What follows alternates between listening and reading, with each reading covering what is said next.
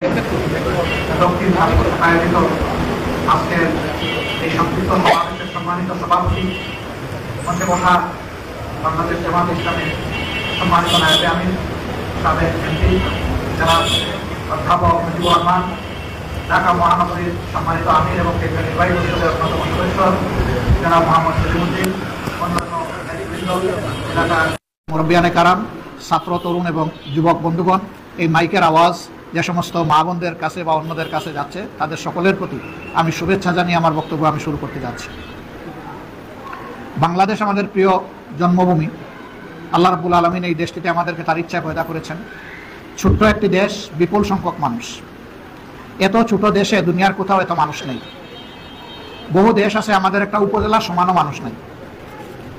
আমরা এমন একটা দেশে যুগ যুগ ধরে বসবাস করছি, বিভিন্ন ধর্ম বর্ণের মানুষ পাশাপাশি থেকে সাম্প্রদায়িক সংহতি রক্ষা করেই আমরা চলছি।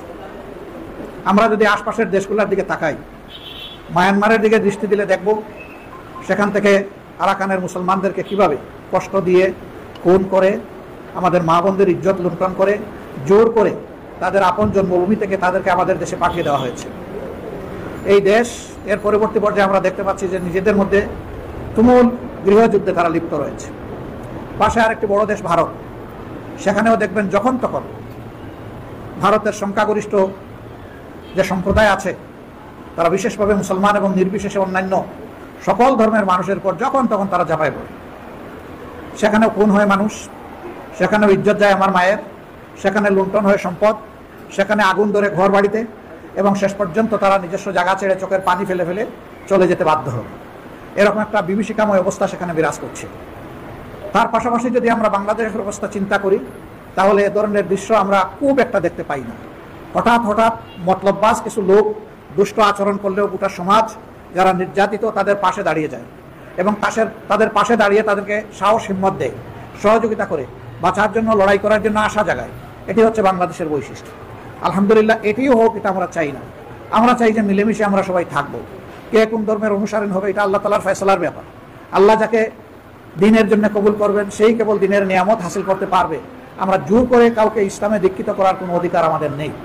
বরঞ্চ যে যে ধর্মেরই হোক, এদেশের নাগরিক হিসাবে আমরা তার প্রতি শ্রদ্ধাশীল। সে আমার মা হোক অথবা আমার ভাই হোক, সকলের ক্ষেত্রে আমাদের একই দৃষ্টিভঙ্গি। আপনারা দেখেছেন, আমরা 15.5 বছর বড় কষ্টে ছিলাম। আমাদের উপর বিভিন্ন ধরনের জুলুম অত্যাচার করা হয়েছে। অফিস আমাদের বন্ধ করে দেওয়া হয়েছে, নেতৃত্বকে খুন করা হয়েছে, জেলে পুরে রাখা হয়েছে, আমাদের নিবন্ধন কেড়ে নেওয়া হয়েছিল, আমাদের প্রতীকও কেড়ে নেওয়া হয়েছিল, এবং শেষ মুহূর্তে, একেবারে শেষ মুহূর্তে এসে আমাদেরকে নিষিদ্ধ ঘোষণা করা হয়েছিল। আমাদের নেতাকর্মীদের ঘর বাড়ি বোল্ডোজার দিয়ে ভেঙে ফেলা হয়েছিল।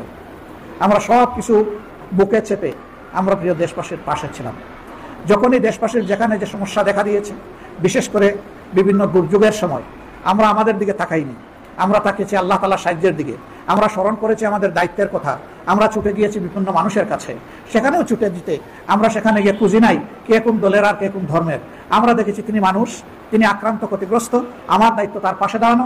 আমরা সামর্থ্য অনুযায়ী তাদের পাশে দাঁড়িয়েছি। আমি ছোট্ট একটা গল্প বললে বিষয়টা ক্লিয়ার হবে। কিছুদিন আগে নিশ্চয়ই আপনাদের স্মরণ আছে, মাগুরার আসমা নামের একটা মেয়ে, তাকে তার আত্মীয়ের বাড়িতে ক্ষতিগ্রস্ত করে তাকে মৃত্যুর দিকে ঠেলে দেওয়া হয়েছিল, এবং ঢাকার সিএমএইচ আপনাদের খুবই নিকটে, সেখানে চিকিৎসাধীন অবস্থায় সে দুনিয়া থেকে বিদায় নিয়েছে। আল্লাহ তাআলা তাকে শহীদ হিসাবে কবুল করুন। অসহায় গরিব পরিবারের একটা মেয়ে। আমরা এই খবর পাওয়ার পরে তার পিতামাতাকে সান্ত্বনা দিতে গিয়েছিলাম। তাদের অবস্থা দেখে, বাবা মানসিক ভারসাম্যহীন, এই ঘরে আর কোনো পুরুষ নাই, সবাই মেয়ে লোক, এরকম একটা অসহায় পরিবার। তাদেরকে জিজ্ঞেস করলাম, আপনারা চলেন কিভাবে? তারা যা বললো তার দস্তুর মতো, বিস্মিত হওয়ার মতো, খুবই কঠিন অবস্থায় তারা চলে। আলহামদুলিল্লাহ, এই মানুষগুলা যাতে সম্মানের সাথে বসবাস করতে পারে, আল্লাহর পর ভরসা করে জামাতে ইসলামী এই পরিবারের দায়িত্ব নিয়েছে, এবং ইতিমধ্যে তাদের পুনর্বাসনের পদক্ষেপ গ্রহণ করেছে। এটা আরও সামনে আগাবে ইনশাআল্লাহ। আমরা চাই তারাও সম্মানের সাথে এই সমাজে বসবাস করুক। তাদের একটি মেয়ে সম্মান হারিয়ে দুনিয়া থেকে নির্মমভাবে মাসুম মেয়েটি বিদায় নিয়েছে। এই পরিবার যেন সেই কষ্টটা কিছুটা হলে এই চিন্তা করে ভাবতে পারে বা ওই কষ্ট ভুলে যেতে পারে যে না, মানুষ মানুষের পাশে দাঁড়ায়। আমরা মাগুরা থেকে ফিরছি, আধা রাস্তায় আসার পরে শুনলাম যে একই ধরনের আরেকটা করুণ ঘটনা ঘটেছে বরগুনার সদর। হিন্দু পরিবারের একটা মেয়ে, বয়স 10.5 বছর, এই মেয়েটার প্রায় সমান, কাছাকাছি। সেই মেয়েটাকে তার ইজ্জত নষ্ট করা হয়েছে। তারই পাড়ার, তারই ধর্মের, তাদের বাসায় উচ্চবর্ণের কিছু লম্পট তাকে ক্ষতিগ্রস্ত করেছে। বাবা এর প্রতিকার চেয়ে থানায় মামলা দিয়েছে। কেন অভিজাতদের বিরুদ্ধে মামলা দিল? এই অপরাধে তার বাবাকে দিনের বেলা কুপিয়ে ওই লম্পটরা খুন করে ফেলেছে। এটাও খুব খারাপ লাগলো। পরের দিন চেষ্টা করলাম বরগুনা যাওয়ার, সেই পরিবারের দুয়ারে হাজিরা দেওয়ার। সেখানেও গিয়ে দেখি যিনি মারা গিয়েছেন ভদ্রলোক, তার মা আছেন যার বয়স আমার অনুমান 90 বছরের কাছাকাছি হবে, অত্যন্ত বয়স্কা মহিলা। তার স্ত্রী ঠিক বয়সটা হয়তো মধ্যবয়সী হবেন, কারণ বড় মেয়ে যার ইজ্জত নষ্ট করা হয়েছে তারই তো বয়স মাত্র 10.5-11 বছর। এরপরে একটা মেয়ে আছে 4.5 বছরের, আর কুলে একটা মেয়ে আছে 2.5 বছর। এই পরিবারে আর কোনো পুরুষ নাই, ওই পরিবারের মতো। আমি জিজ্ঞেস করলাম যিনি নিহত হয়েছেন, খুন হয়েছেন, কি করতেন? তারা বললেন যে তিনি মুরগের যে দোকান আছে সেখানে একজন কর্মচারী হিসেবে কাজ করতেন। আমি অনুমান করতে পারলাম বরগুনার মতো জায়গায় তিনি কত বেতন পেতে পারেন। আমি জিজ্ঞেস করলাম আর কি কোনো বিকল্প উপার্জনের ব্যবস্থা ছিল আপনাদের? বললেন না বাবা, আমাদের আর কিছু ছিল না। কষ্ট পেলাম। ওই শিশু বাচ্চাটাকে কুলে নিলাম, বললাম যে এই বাচ্চা পালবেন কেমনে, এটা আমারে দিয়ে দেন, আমি নিয়ে যাই। বললো আপনি নিয়ে গেলে আমি স্বস্তি বোধ করবো, আপনি নিয়ে যান, আপনাকে দিয়ে দিলাম। বলছে বাকি 2 বাচ্চা আমার স্বামীর মা, আমার শাশুড়ি, আমি, আমাদের জন্য আশীর্বাদ করবেন। আমি সামনে কিছুই দেখতে পাচ্ছি না, আমি ভয় পাচ্ছি আমরা কেমনে বেঁচে থাকবো। কুলের বাচ্চা আবার মহিলার কুলে ফিরিয়ে দিলাম। বললাম যে এখন আমাদের বাচ্চা আপনি লালন পোষণ করবেন। আর এই বাচ্চার বয়স 18 বছর মিনিমাম না হওয়া পর্যন্ত আল্লাহ তাকে হায়াত দিন। এই সময় পর্যন্ত পুরা পরিবারের দায়িত্ব জামাত ইসলামী কবুল করল আলহামদুলিল্লাহ। তার হাতে 3 মাসের চলার মতো খোরাক, তিনি যা পেতে পারেন তার ডাবল পরিমাণ চিন্তা করে দিয়ে আসলাম এবং বললাম যে ইনশাআল্লাহ জুলাই মাস থেকে আপনি জুলাই মাসের 1 তারিখ, পরবর্তী মাসের 1 তারিখ, তারপরের মাসের 1 তারিখ, মাস যেটাই আসবে তার 1 তারিখ এই পরিমাণ খরচ আপনার হাতে চললে আপনি পৌঁছলে আপনি চলতে পারবেন কিনা? উনি বললেন বাবা এটা তো কল্পনাও করি না, এত রুজি তো আমার স্বামীর ছিল না। আমি বললাম হ্যাঁ, স্বামীরটাই দিলাম না এই কারণে যাতে কষ্টটা ভুলে থাকতে পারে। দোয়া করেন আমাদের দেওয়া ওয়াদা পূরণে আল্লাহ যেন আমাদেরকে সাহায্য করেন। এইরকম জুলাইয়ে যারা নিহত হয়েছেন তাদের অনেকেই শ্রমিক, খুবই গরিব মানুষ। আমরা সমস্ত শহীদদের জীবনী তুলে এনেছি। 10 ভলিউমে আগে ছিল, এখন আরো 2 ভলিউম তৈরি হয়েছে। প্রায় 1,500 পৃষ্ঠার এই ভলিউমগুলো তৈরি হয়েছে।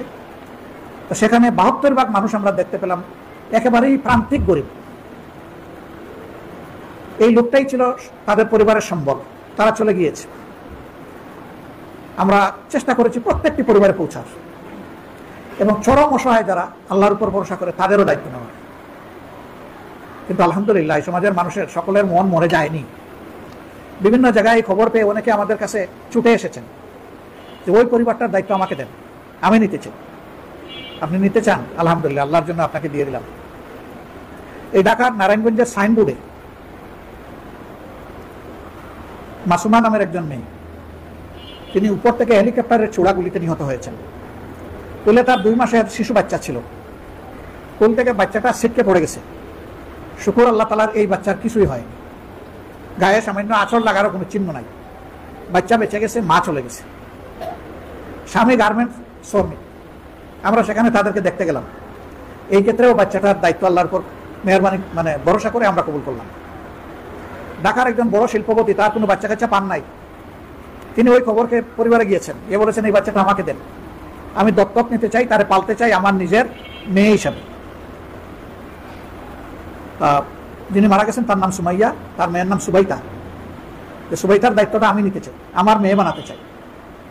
তারা তখন বলল যে আমাদের কঠিন বিপদের সময়ে জামাতের লোকেরা আমাদের কাছে এসেছিলেন, তাদের আমির সাহেব এসেছিলেন, আমরা তো বেবি তাকে দিয়ে দিয়েছি, সুতরাং তার অনুমতি ছাড়া আমরা কিছুই করতে পারবো না, আমাদের কিছু করার নেই।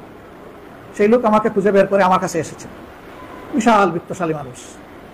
আমি বললাম যে ভাই আমি আপনার হয়ে তাদেরকে রিকোয়েস্ট করতে পারবো কিন্তু বাধ্য করতে পারবো না।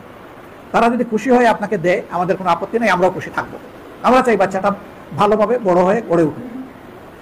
আমি তাদেরকে যখন বললাম, এই মেসেজ পাঠালাম, তখন বললো যে আমাদের শিল্পপতি হওয়ার দরকার নেই, বাচ্চাটা আপনাদের কুলে থাকুক, সেটাই আমরা চাই। আল্লাহু আকবার। মানুষের এই ভালোবাসার মর্যাদা কি দিয়ে আমরা পরিশোধ করতে পারবো বলেন? সারা বাংলাদেশ ঘুরে ঘুরে আমরা চেষ্টা করেছি এই দুঃখী মানুষগুলোকে আমাদের বুকের বিছানায় জায়গা দিতে। কতটা পেরেছি আল্লাহ ভালো জানেন। কেন আমরা এটা করি? আমরা করি এই কারণে যে মানুষ আশরাফুল মাখলুকাত, এই মানুষকে আল্লাহ সবচেয়ে বেশি ভালোবেসে সমস্ত সৃষ্টির উপর তাকে গুরুত্ব দিয়েছেন, প্রাধান্য দিয়েছেন। এই মানুষকে আমরা যদি সম্মান করি তাহলে আল্লাহর ভালোবাসা আমরা পাবো। শুধু ওই আল্লাহ তাআলার ভালোবাসার কাঙ্গাল হয়ে এই কাজটা আমরা করি। এবং আমরা বিশ্বাস করি সমাজে যদি এই ধরনের দরদ ভালোবাসার ভিত্তিতে একটা সমাজ গড়ে ওঠে, তাহলে সেই সমাজটাই কল্যাণ রাষ্ট্র, যেখানে প্রত্যেকটা মানুষের কাছ থেকে সম্মান পাবে, ভালোবাসা পাবে, রাষ্ট্রের কাছ থেকেও সম্মান পাবে, ভালোবাসা পাবে। মানুষ বসবাস করবে তার নিরাপত্তা নিয়ে এবং তার মর্যাদা নিয়ে, এই দুইটা জিনিস সে ভোগ করবে। আবাল বৃদ্ধ বনিতা যারাই আছে সকলে যার যার জায়গায় খুশি থাকবে, এমন একটা রাষ্ট্র আমরা গড়ে তুলতে চাই। সম্মানিত ভাইয়েরা, এই রাষ্ট্রটা তাহলে কিভাবে গড়ে উঠবে? এই রাষ্ট্র গড়ে উঠবে যদি সেই রাষ্ট্রটা আসলেই এমন একটা আদর্শকে, বাস্তব আদর্শকে অনুসরণ করে, যেটা দুনিয়ায় ছিল, যেটা দেখে শিক্ষা নেওয়া যায়। হ্যাঁ, সেই আদর্শটা হচ্ছে নবী করিম সাল্লাল্লাহু আলাইহি সাল্লামের আদর্শ।